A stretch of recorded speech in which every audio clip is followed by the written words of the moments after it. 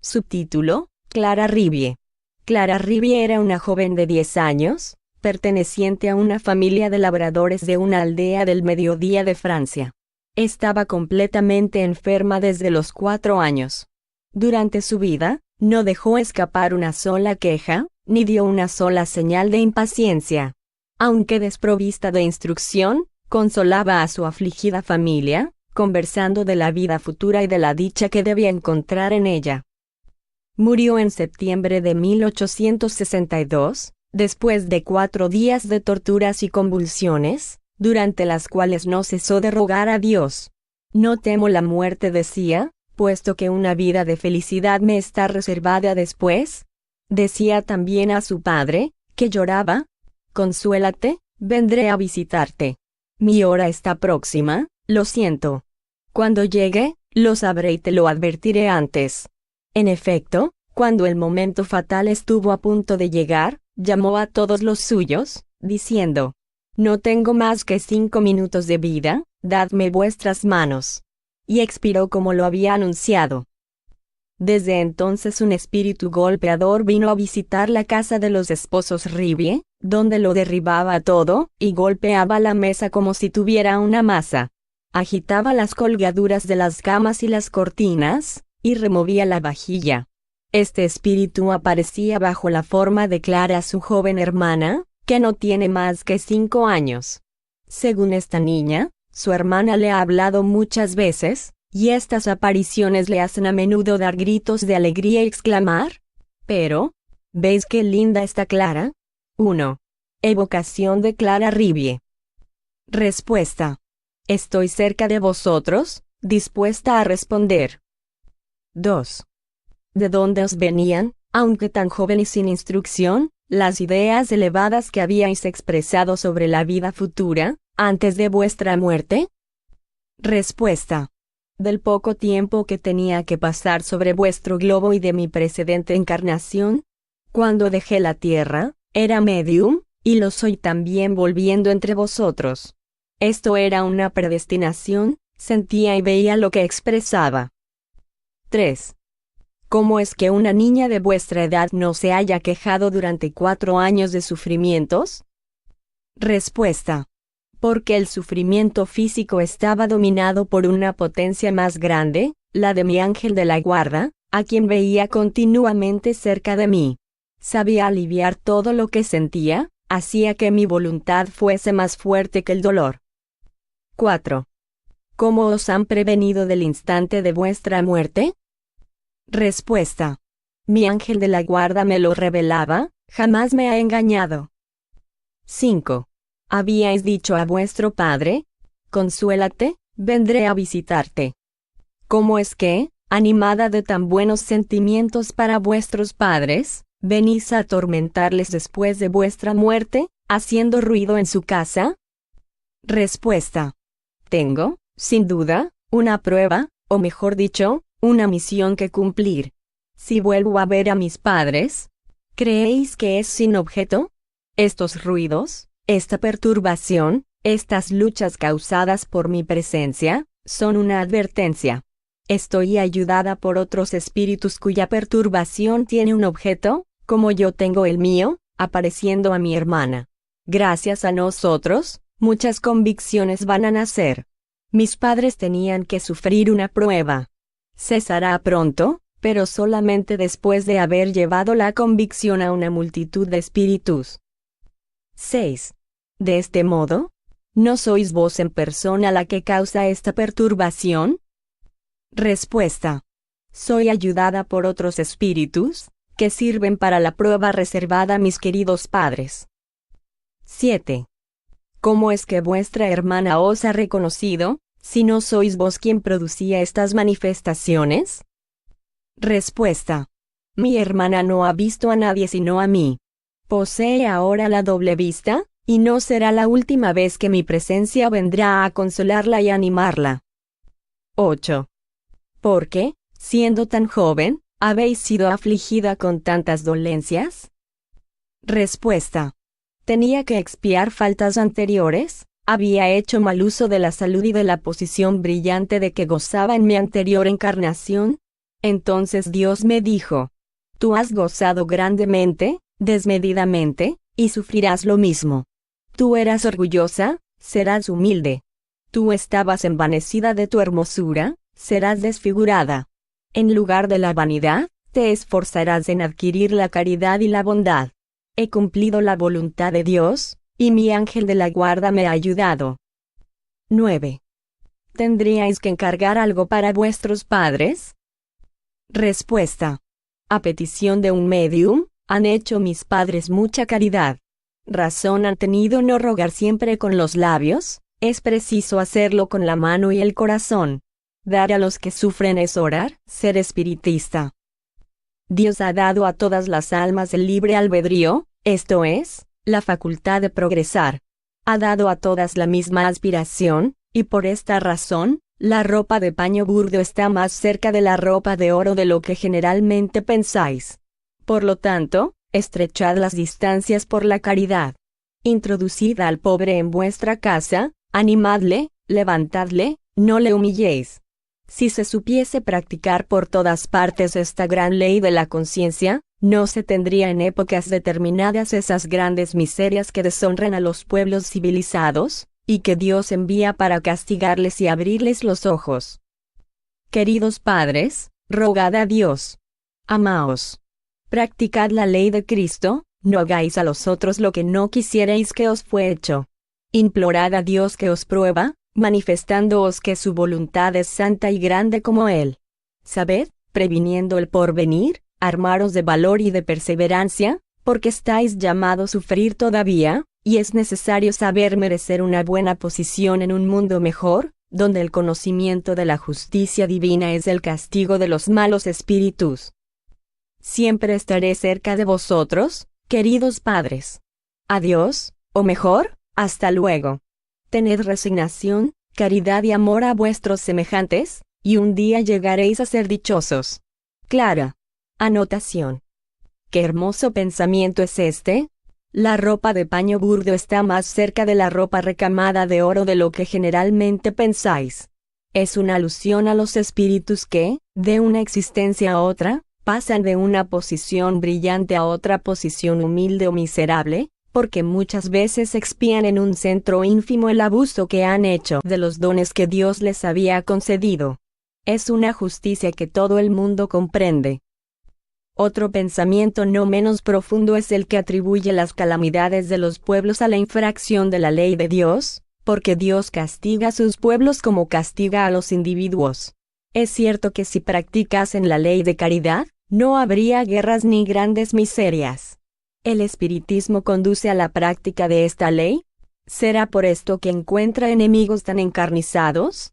¿Las palabras de esta joven a sus padres son acaso las de un demonio? Subtítulo: Francisca Beana. Ciega de nacimiento, hija de un colono de las cercanías de Tolosa, murió en 1855, a la edad de 45 años. Se ocupaba constantemente enseñando el catecismo a los niños para prepararles a su primera comunión. Habiéndose cambiado el catecismo, no tuvo ninguna dificultad en enseñarles el nuevo, porque sabía los dos de memoria. Una noche de invierno, volviendo de una excursión de muchas leguas en compañía de su tía, les fue preciso atravesar un bosque por caminos horribles y llenos de lodo. Las dos mujeres debían marchar con precaución sobre el borde de las zanjas. Su tía quería conducirla por la mano, pero ella le respondió: «No tengáis cuidado por mí, no corro ningún peligro de caer. Veo sobre mi espalda una luz que me guía, seguidme, yo soy quien va a conduciros». Así llegaron a su casa sin accidente alguno, conduciendo la ciega la que tenía el uso de la vista. Subtítulo: Evocación en París, mayo de 1865. Pregunta: ¿tendríais la bondad de darnos la explicación de la luz que os guiaba en aquella noche oscura, y que solo era visible para vos? Respuesta: ¿cómo? Personas como vosotros, que están en relación continua con los espíritus, tienen necesidad de la explicación de un hecho semejante. Era mi ángel de la guarda quien me guiaba. Pregunta: ¿esta era nuestra opinión, pero deseábamos verla confirmada. ¿Teníais en aquel momento conciencia de que era vuestro ángel de la guarda quien os servía de guía? Respuesta: no convengo en ello. Sin embargo, creía en una protección celeste. Había rogado tanto tiempo a nuestro Dios bueno y clemente para que tuviese piedad de mí. Y es tan cruel ser ciego. Sí, es muy cruel, pero reconozco también que es justicia. Los que pecan por la vista, deben ser castigados por la vista. Y así de todas las facultades de que los hombres están dotados y de las cuales abusan. A los numerosos infortunios que afligen a la humanidad, no busquéis, pues, otra causa que la que les es natural, la expiación.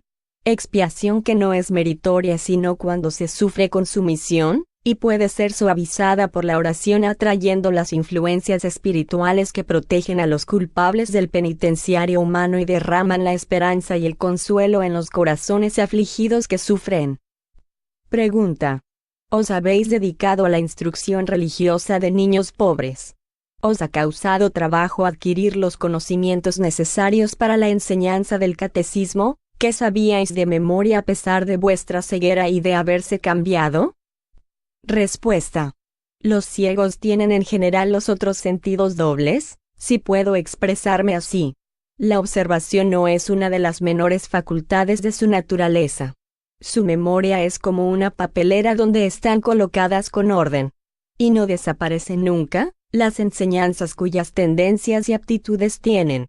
No siendo capaz de perturbar esta facultad ningún hecho exterior, resulta de ello que puede ser desenvuelta de una manera notable por la educación. No me encontraba en este caso, porque no había recibido educación. Doy gracias a Dios por haberme permitido que fuese bastante para llenar mi misión de abnegación al lado de aquellos niños, lo que era al mismo tiempo una reparación por el mal ejemplo que les di en mi precedente existencia. Todo es objeto serio para los espiritistas.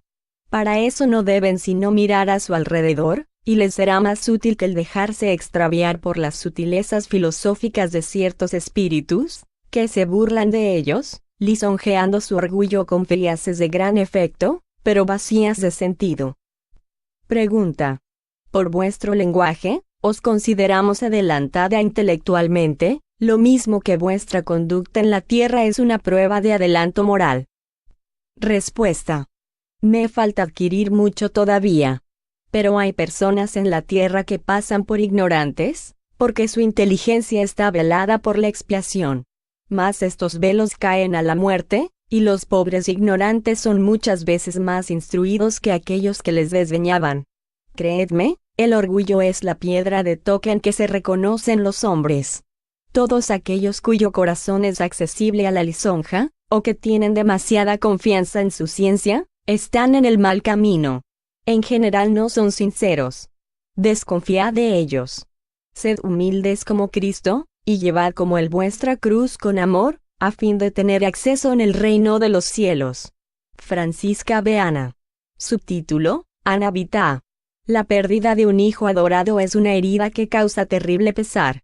Pero ver un hijo único que prometía las más bellas esperanzas, en el que se han concentrado todos los afectos, desmedrarse a vuestra vista, extinguiéndose sin sufrimientos, por una de esas rarezas de la naturaleza que burlan la perspicacia de la ciencia. Haber agotado inútilmente todos los recursos del arte y adquirido la certeza de que no hay ninguna esperanza, y sufrir esta angustia todos los días, durante largos años, sin prever su término, es un suplicio cruel que la fortuna aumenta, lejos de endulzarlo, porque no se tiene la esperanza de verla gozar a un ser querido. Tal era la situación del padre de Ana Vita. Así es que una sombría desesperación se apoderó de su alma, y su carácter se agriaba más y más a la vista de ese espectáculo lastimoso, cuyo desenlace no podía ser sino fatal, aunque indeterminado.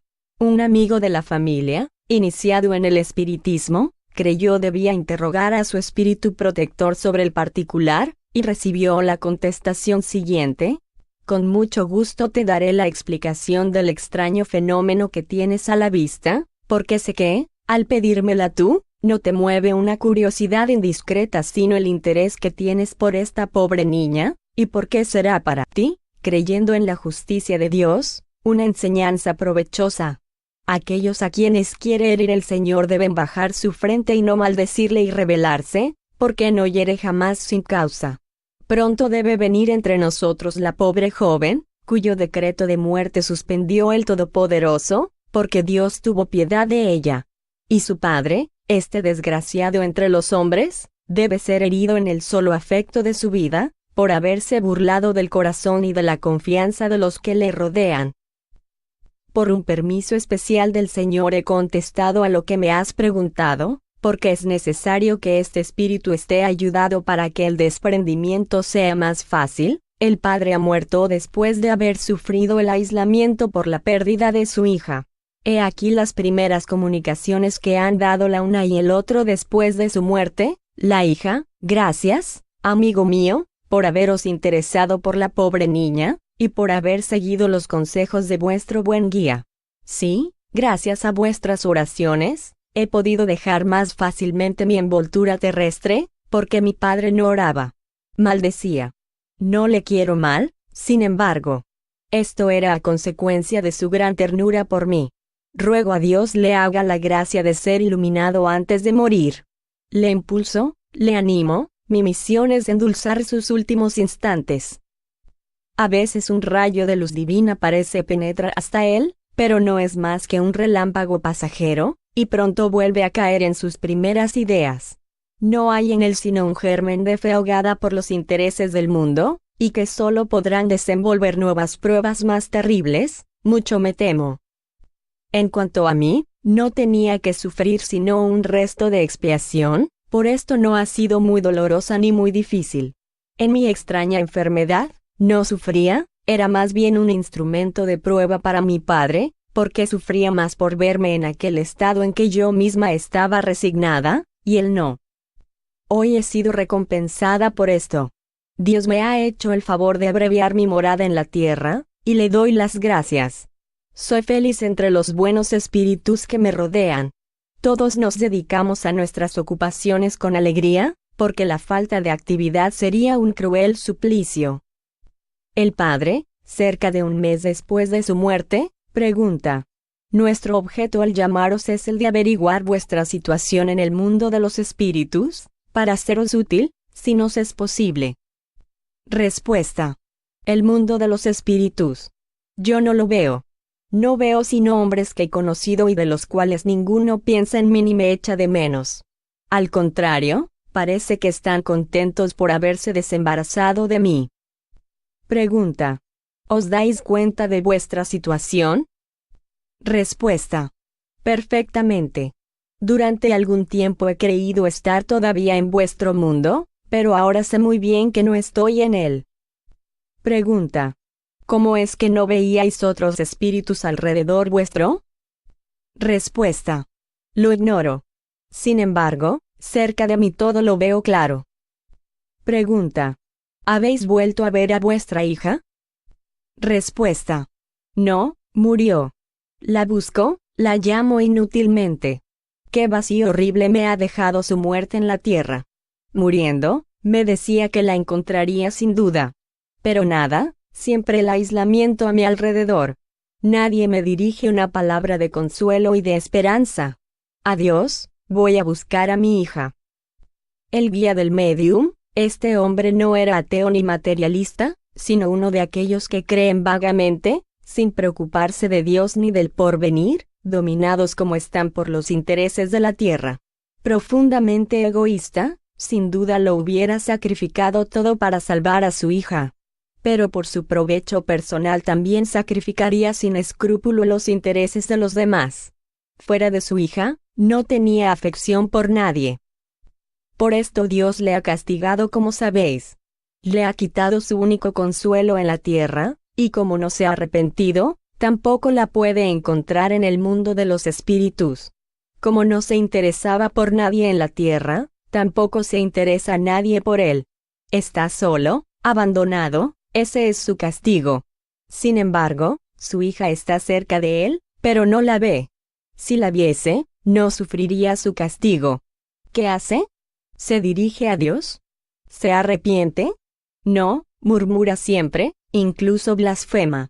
Hace en una palabra, lo que hacía en la tierra. Ayudadle con la oración y los consejos a salir de su ceguera. Subtítulo: Jussi Maitre, ciego. Jussi Maitre pertenecía a la clase media de la sociedad. Gozaba de un modesto bienestar que le ponía al abrigo de las necesidades. Sus padres le habían hecho dar una buena educación y le destinaban a la industria, pero a los 20 años se quedó ciego. Murió cuando tenía unos 50 años. Una segunda dolencia vino a herirle. Cerca de 10 años antes de su muerte se quedó completamente sordo. De modo que sus relaciones con los vivos solo podían tener lugar por medio del tacto. No ver era ya muy penoso, pero no oír era un cruel suplicio para aquel que, no habiendo gozado de todas sus facultades, debía sentir aún mejor los efectos de esta doble privación. ¿Por qué había merecido esta triste suerte? No sería por su última existencia, porque su conducta había sido siempre ejemplar. Era buen hijo, de un carácter dulce y benévolo, y cuando se vio, para colmo de males, privado del oído, aceptó esta nueva prueba con resignación, y nunca se le oyó pronunciar una queja. Sus conversaciones denotaban una perfecta lucidez de entendimiento y una inteligencia poco común. Una persona que le había conocido, presumiendo que se podían sacar útiles instrucciones de una conversación con su espíritu, le llamó, y recibió de él la comunicación siguiente, en contestación a las preguntas que se le dirigieron. Subtítulo: París, 1863.